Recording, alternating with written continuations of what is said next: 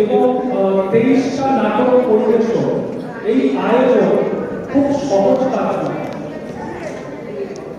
এই নাট্যোৎসব, বর্ষার নাট্যোৎসব 8 দিন ব্যাপী এই নাট্যোৎসব,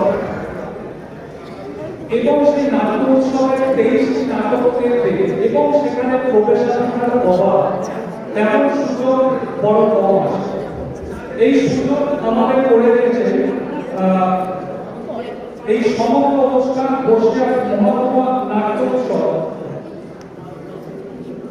যাদের পরিকল্পনা করছে, যাদের মস্তিষ্ক প্রস্তুত পরিকল্পনা, বিশেষত সুরজিৎ মিত্র মহাশয় ও বসিরহাট পৌরসভার চেয়ারপারসন অদিতি মিত্র রায়চৌধুরী মহাশয়কে সকল নাট্যগোষ্ঠী, সকল নাট্য সদস্যের পক্ষ থেকে আন্তরিক কৃতজ্ঞতা জানাই। ওনারা এই মঞ্চটা আমাদের দিয়েছেন। এই মঞ্চটা আমাদের ক্ষেত্রে খুব গুরুত্বপূর্ণ। যারা নাটক করে, কেন গুরুত্বপূর্ণ?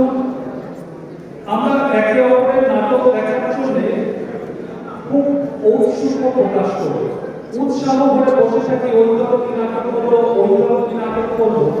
একমাত্র সুযোগ এই নাটক উৎসবের প্রত্যেকে নাটক দেখা, সেই নাটক নিয়ে আলোচনা, এবং এতগুলো নাট্য দলের মধ্যে কোথাও একটা সূক্ষ্ম প্রতিযোগিতা থাকে। আমাদের নাটকটা ভালো হবে, নাটকটা ভালো হবে, এই সূক্ষ্ম প্রতিযোগিতাটা চলতে থাকে।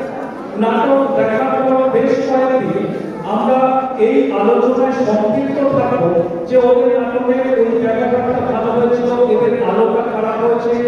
আলোচনা বা সমালোচনা চলতেই থাকে। এটা নাটকের প্রয়োজনে, এটাও একটা নাটকের কাজ। আপনারা যারা কোনো মন্তব্য করতে চান নাটক থেকে, এই অনুষ্ঠান সম্পর্কে আলোচনা হতে পারে, সমালোচনা হতে পারে, পরচর্চা হতে পারে অন্যের নাটক নিয়ে, সেগুলো আমাদের জানাবেন। সামনে একটা খাতা রাখা আছে এই টেবিলটাতে, আপনারা অবশ্যই লিখে জানাবেন আপনাদের মন্তব্য। আমাদের পাঠে আমাদের পরবর্তী কোনো পরিকল্পনা করতে। আমাদের দ্বিতীয় দর্শন এবার মানুষের দিন। মঙ্গলবাদী কাহিনী প্রযোজিত নাটক মানুষের দিন। নাটকটির সময়সীমা 1 ঘন্টা 5 মিনিট। মঞ্চ প্রস্তুতিতে একটু সময় লাগবে, আপনারা আগ্রহ করে অপেক্ষা করুন। কিছুক্ষণের মধ্যে শুরু হতে চলেছে আমাদের দ্বিতীয় নাটক মানুষের দিন।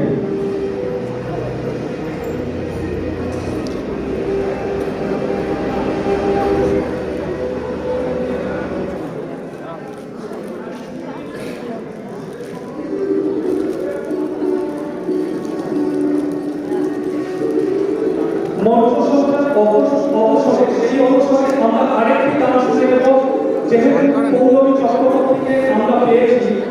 এই নাট্যোৎসবের অনুষ্ঠানে দেখা হয় আরেকটি গান পরিবেশন করছে। অনেক দর্শক আমাকে বলেছে পৌলমী চক্রবর্তী গান শোনায়, তো